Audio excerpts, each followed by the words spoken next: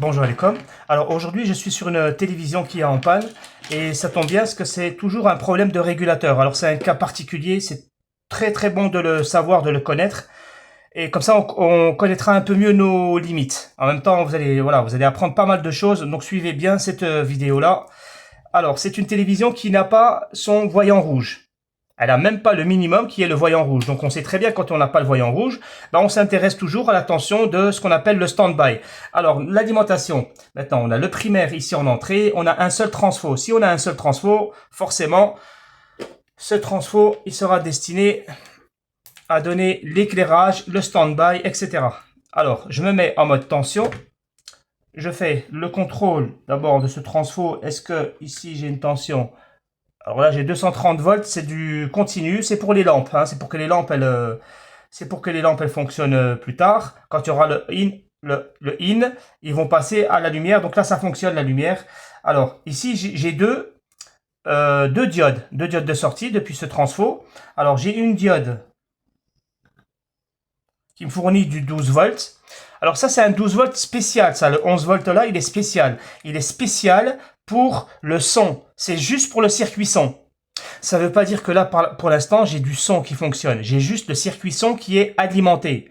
Il y a des circuits son qui sont alimentés, mais ils ne fonctionnent pas. Pour fonctionner, ils attendent le signal on-off du microprocesseur. Donc pour l'instant, la télévision elle est en stand-by. Il n'y a que le 12 volts qui va dans le circuit son, mais c'est tout. Il ne fonctionne pas, il attend de recevoir le signal on-off pour donner du son.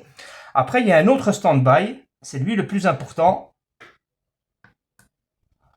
Et il me donne 0 volts. Donc là, on a une alimentation qui fournit 0 volts. Donc toujours le même principe, on éteint la télévision, on coupe le jus et on va en mode sonnette. Et on reprend l'alimentation qu'on a contrôlée en mode sonnette. J'ai un court-circuit en mode résistance, qui est une résistance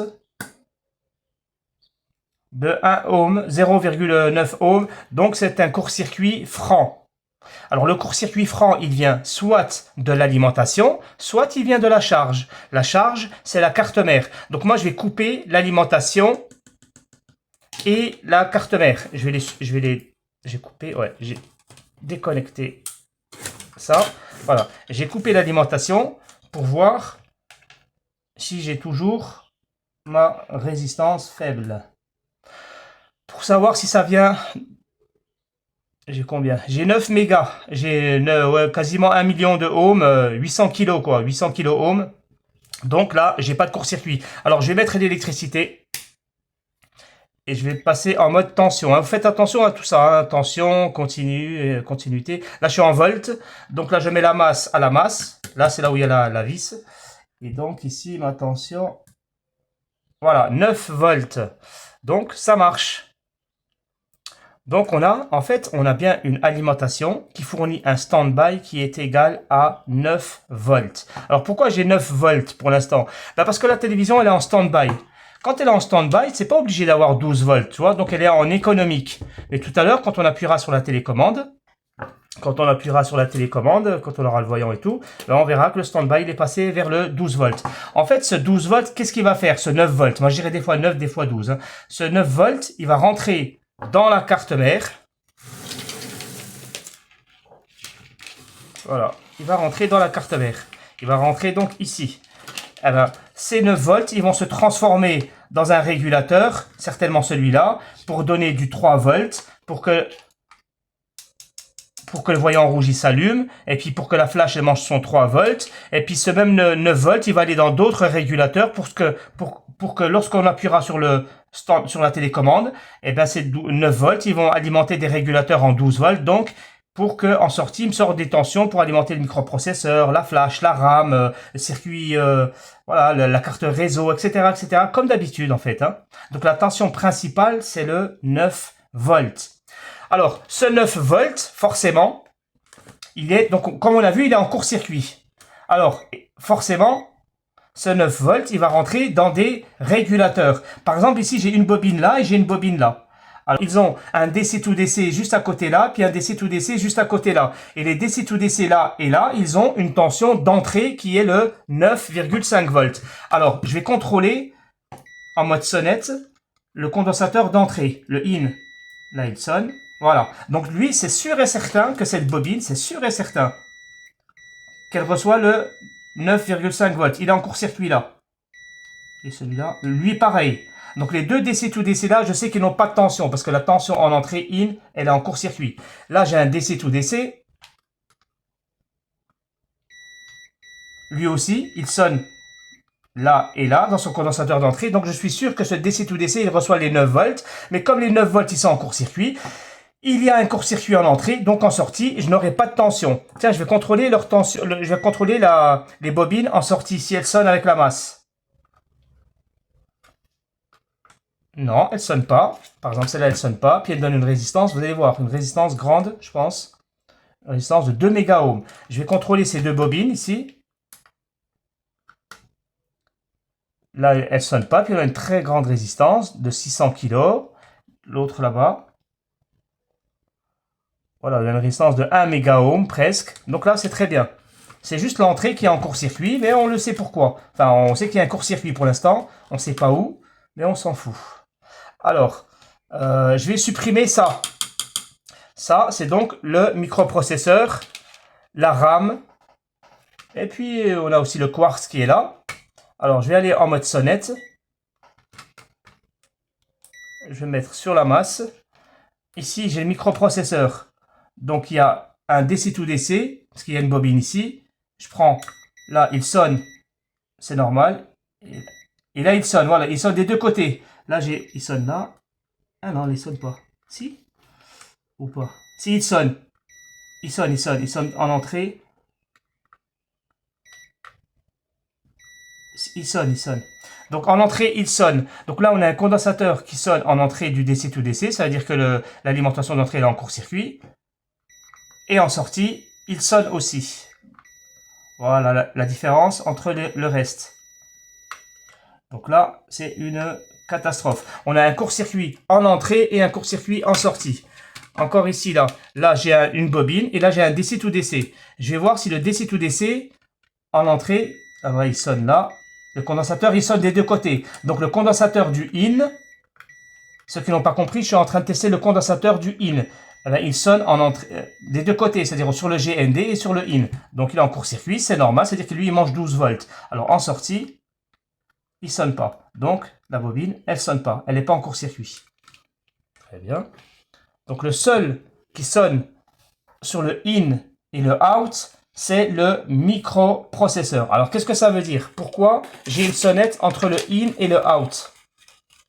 En fait, j'ai un court-circuit ici. Là, j'ai mon 12 volts. J'ai la tension 9,5 volts qu'on a vu tout à l'heure qui était en court-circuit. Elle vient ici. Et en sortie, je suis supposé sortir ici une tension de 1 volt sur la charge qui est le microprocesseur. Sauf que cette tension, pour l'instant, bon, elle donne 0 volt, bien sûr. Mais surtout, j'ai un court-circuit. J'ai un court-circuit là et j'ai un court-circuit là. Alors, comment c'est possible d'avoir un court-circuit là et un court-circuit là? La seule raison, c'est que il y a un court-circuit à l'intérieur, je pense. Je pense que le MOSFET, il a cramé. Comme le MOSFET, il a cramé, donc ça fait comme un fil. Ça fait un effet de fil. On a un fil ici. Et là, c'est une bobine, donc c'est un fil. Donc le 12 volts, il se retrouve ici, ici, ici. Il se retrouve là, sur la charge du microprocesseur. Donc le microprocesseur, il explose instantanément. D'accord? Quand on a ce type de panne, lorsque l'entrée est égale à la sortie, alors pour l'instant, elle n'est pas égale. Je trouve ici un court-circuit là et un court-circuit là. Moi, je n'y crois pas. Moi, je ne crois pas que j'ai un court-circuit en entrée et en sortie, sauf si j'ai la continuité directe ici. Dans ce cas-là, je pense que soit on a un court-circuit en sortie et un court-circuit là, ou alors on a un court-circuit en entrée et un court-circuit là. En tout cas, voilà, c'est ce type de panne où en général on sait qu'on ne va pas pouvoir faire la réparation. Moi, je vais quand même tenter. Je vais supprimer donc le DC to DC. Très bien, donc, alors maintenant là j'ai supprimé mon DC to DC. Le circuit là, je l'ai supprimé. Et ben, maintenant, il s'agit de vérifier si j'ai toujours le court-circuit. Donc, je me mets à la masse et je prends ma bobine. Et voilà, le court-circuit a disparu. Je vais passer en mode résistance pour voir. Normalement, je dois avoir une petite résistance sur le microprocesseur. Donc sur la bobine, 200 ohms, 240 ohms. Alors là, on a affaire à un microprocesseur qui est ancien. Voilà, parce qu'aujourd'hui, c'est des microprocesseurs avec 40-50 ohms. Là, c'est du 250 ohms, c'est un vieux microprocesseur. Donc là, le court-circuit a disparu au niveau de la sortie. Donc là, notre charge, elle est sauvée. Le microprocesseur, il est sauvé. Voyons ici si j'ai toujours le court-circuit. Donc l'entrée, c'est là. Et on avait un court-circuit, donc, sur le condensateur. Et voilà, il a sauté. On n'a plus de court-circuit. Très bien. Donc là, je vais mettre le jus. Je vais allumer la télévision. Je vais passer en mode tension. Et je vais contrôler ma tension à l'entrée du DC to DC que j'ai supprimé. 12 volts. Voilà, maintenant on a 12 volts. Alors ça, c'est normal. Je vais vous expliquer pourquoi. Regardez, à l'entrée, on retrouve 12 volts sur le bornier. Alors, pourquoi on a 12 volts maintenant? Alors, c'est simple. Ça, on l'a déjà expliqué dans les précédentes vidéos. Alors, pourquoi j'ai 12 volts? En fait, à la base, normalement, j'avais ici en stand-by une tension de 9 volts. Là, maintenant, on voit qu'on a 12 volts. D'accord? Et à côté, d'ailleurs, on a 17 volts. Alors, pourquoi maintenant j'ai 17 et j'ai 12 volts? Alors que tout à l'heure, j'avais 12 et 9. Tout à l'heure, j'étais en stand-by. Lorsque nous sommes en stand-by, on a la tension de 12. Attention, il ne faut pas confondre. Le 12, là, c'est pour le circuit son. Donc, la tension de 12 s'est transformée en 17. Ça, c'est pour le circuit son. Ça, on le laisse de côté, on l'oublie. La tension de 9 volts qui était en court-circuit, c'est parce qu'il y avait un court-circuit sur la carte mère. J'ai supprimé le circuit DC to DC du microprocesseur, maintenant on n'a plus de court-circuit. La tension, elle était de 9 volts à vide, et lorsque j'appuie sur la télécommande, elle passe à 12 volts. Ce que vous voyez ici, c'est quoi? C'est une tension de 12 volts. Ça veut dire que la carte, elle est activée. Voyons ici le condensateur général. Sur le condensateur général, je pense qu'on va trouver 400 volts. Je pense. Voilà, on a 388, ça veut dire qu'on a 400 volts sur le microprocesseur. Pardon, sur le condensateur général. Mais qu'est-ce que ça veut dire ça? Ça veut dire que la carte, elle a été activée. Ok? Mais la carte, elle a été activée comment? Elle a été activée par le PS-ON. Ok. Maintenant, c'est super important, là, les détails que je vous donne, très importants. Ici, on a donc, j'ai branché la télévision, et quand je branche la télévision, la carte, elle se met tout de suite en on. Elle est activée. Autrement dit, la carte, elle a été activée sans appuyer sur la télécommande. Ben ça, on le sait que c'est un problème, ça. Ça, c'est une panne. Ce n'est pas normal qu'une télévision se mette en in dès le démarrage. Normalement, elle doit être en stand-by, la télévision. Alors, pourquoi elle est en in? Elle est en in parce qu'il y a un problème sur la carte. Il y a un défaut sur la carte. Alors, le défaut, c'est quoi? Bien sûr, on le sait que c'est maintenant une absence de tension sur le microprocesseur. Le microprocesseur, là, je lui ai supprimé son DC to DC. Donc, il n'a pas de tension d'alimentation. D'accord? Il a une tension de 1,1 volts. Elle est absente. Alors, certains vont me dire, attends, je comprends pas. Comme le microprocesseur, il n'a pas sa tension d'alimentation. Normalement, comme c'est le microprocesseur qui envoie le PS-ON à la carte, eh bien, c'est pas possible qu'il envoie le PS-ON puisqu'il n'a pas sa tension d'alimentation, donc il ne devrait pas travailler.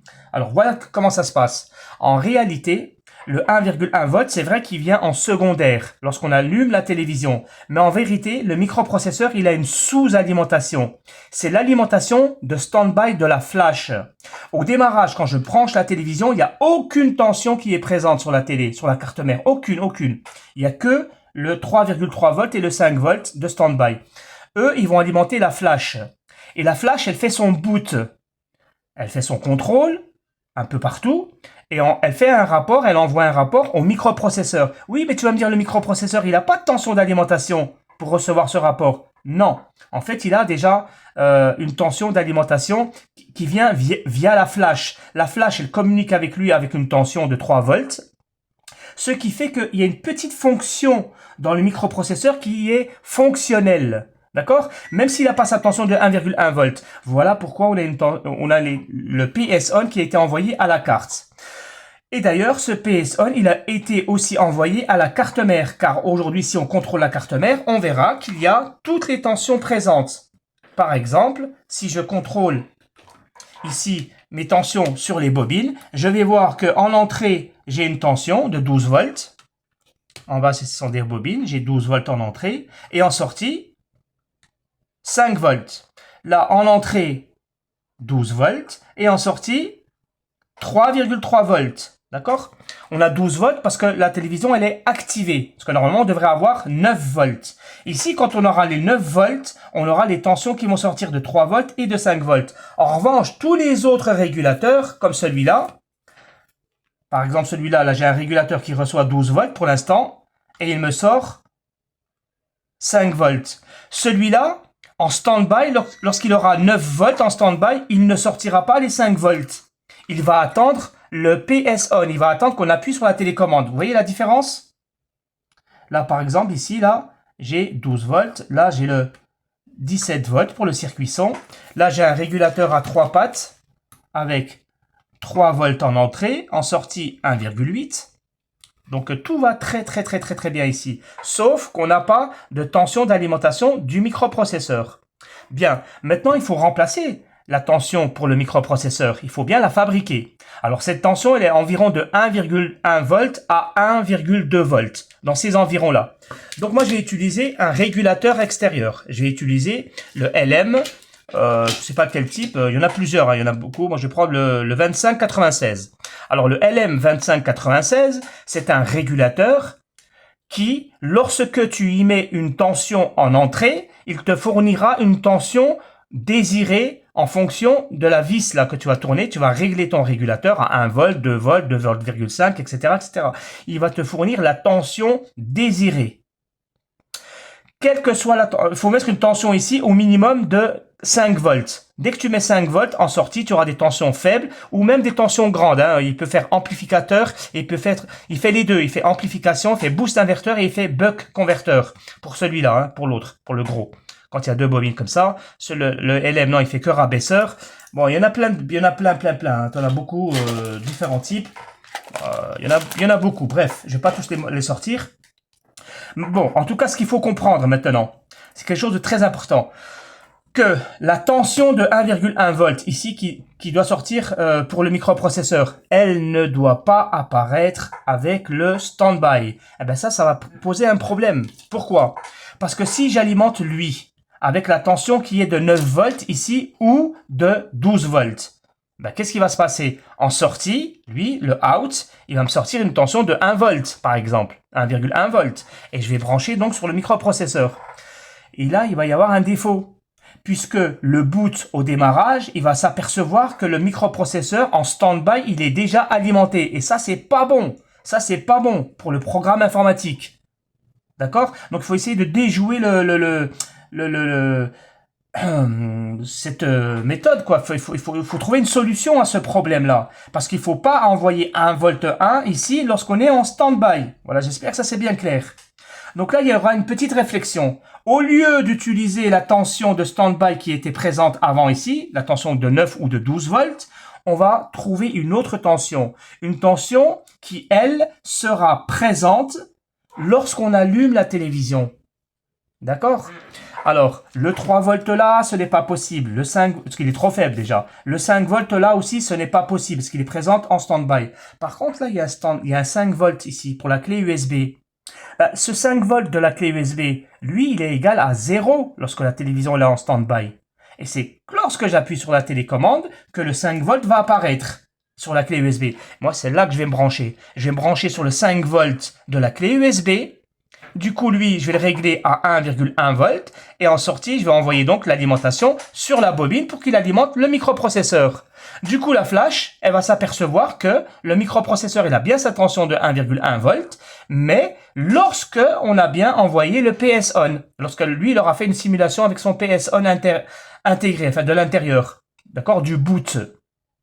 C'est super important ce que je suis en train de dire. Je sais que ça fait beaucoup de mots, mais il faut comprendre qu'il y a l'informatique et il y a le hard. Il faut que les deux soient bien combinés. Parce que si on fait un peu n'importe quoi, il va se créer un bug informatique. Et donc la carte ne va pas démarrer.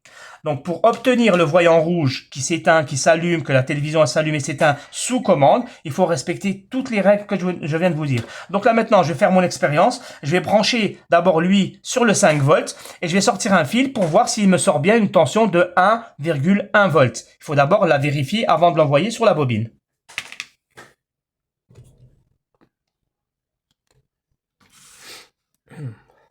Alors, j'ai utilisé le LM2596. Il a 3 pattes.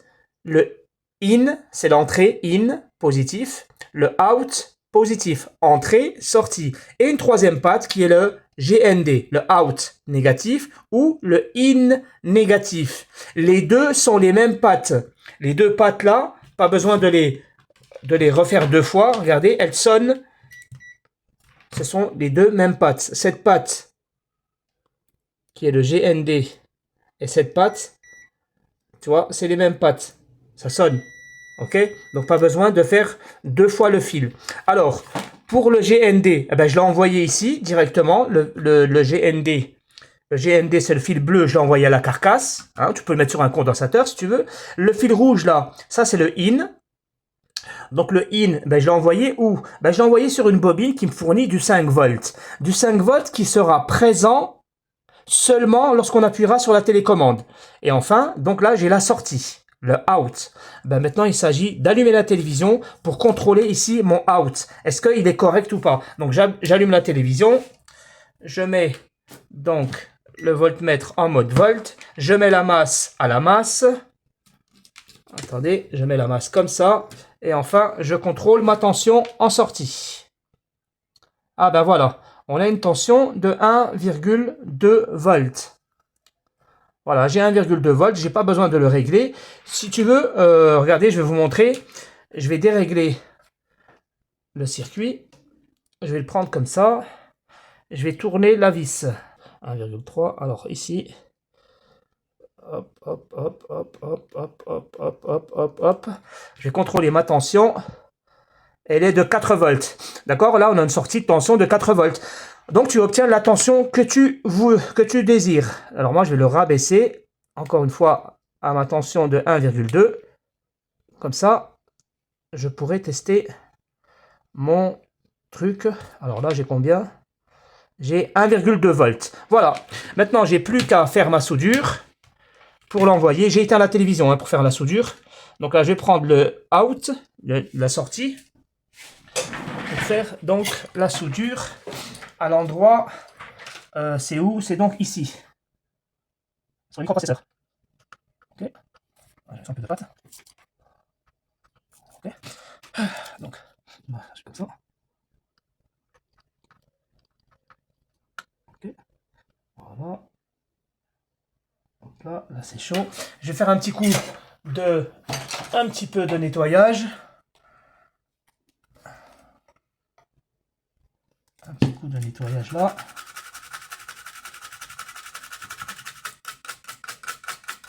Voilà. Donc maintenant, ah ben, soit ça va exploser. Si ça pète, ça pète. Hein. Non, ça risque pas de péter. Bah, oh, non, je vais vous dire la vérité. En fait, le microprocesseur, je ne suis pas sûr et certain qu'il mange 1,2 volts. Il se peut qu'il mange 1,1 volt ou 1 volt pile. Mais comme c'est une vieille télé, je pense que c'est 1,2. Enfin, on s'en fout. Hein, si ça marche pas, tant pis. Donc maintenant, ben, je vais allumer la télévision. Et je vais voir que, j'espère, le voyant rouge va s'allumer. Bismillah. C'est là ou c'est là? C'est là. Bismillah. Ah, ça marche. Yes.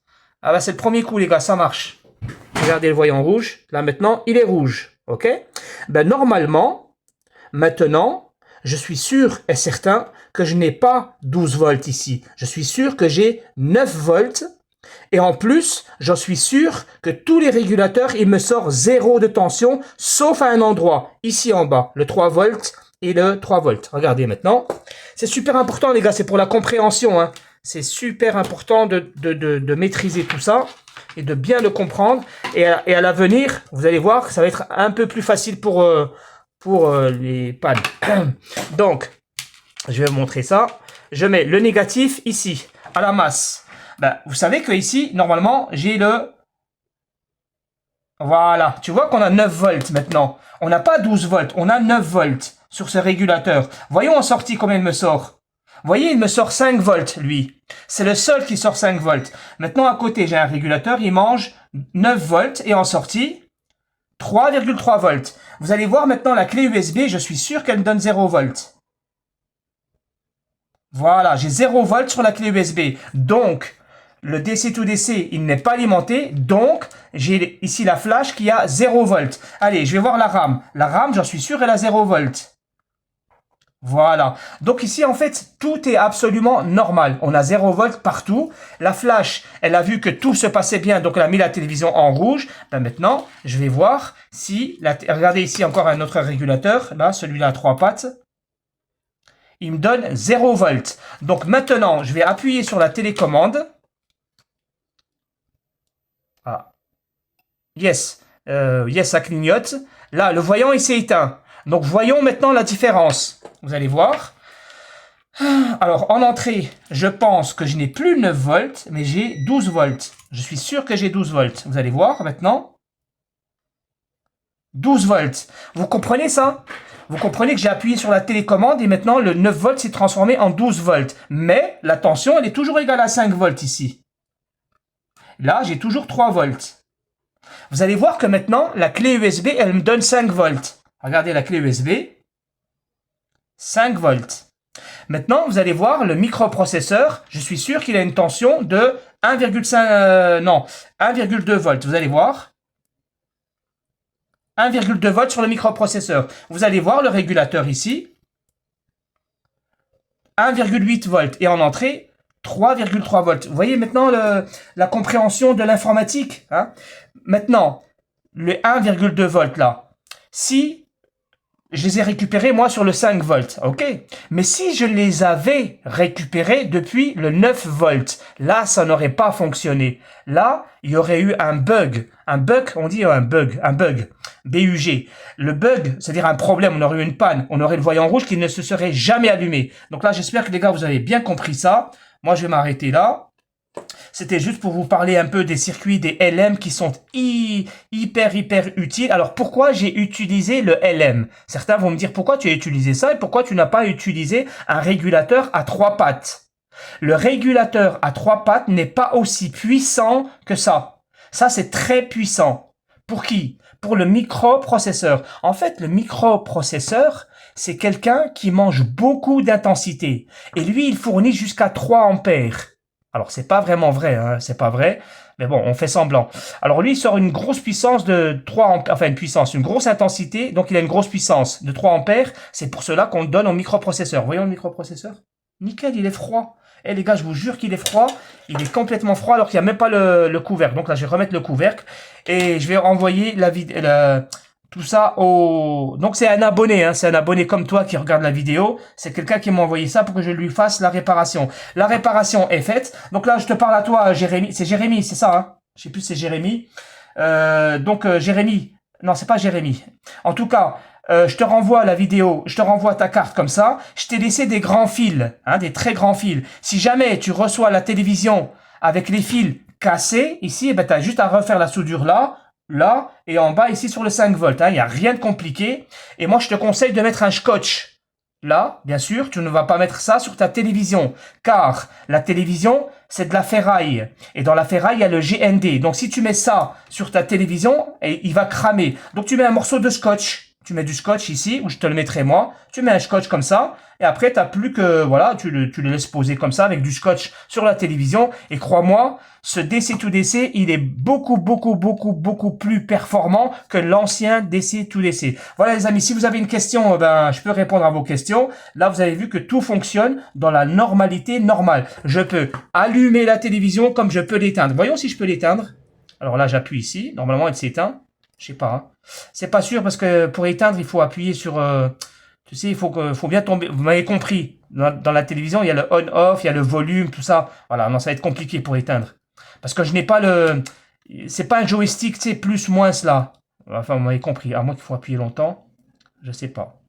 Pour éteindre, je sais pas. Non, pour éteindre, je sais pas. Mais c'est pas un problème, hein, croyez-moi, c'est pas un problème avec la mise à jour ou quoi. C'est juste que bah, j'ai pas l'image en fait, vous comprenez, j'ai pas l'image. Donc bon bah c'est normal. Alors je vais éteindre comme ça, la base générale. Voilà, je rallume et là tu vois le voyant rouge, il est allumé. Donc là ça fonctionne. C'est juste que je peux pas l'éteindre. Ah sinon si j'avais une télécommande, oui. Avec une télécommande, mais je sais pas si c'est la bonne celle-là. Bon allez, après j'arrête. Allez, j'arrête. Non, il faut trouver la bonne télécommande. Voilà les amis, si vous avez des questions, bah, c'est avec plaisir. Et sinon, à bientôt pour une autre télévision.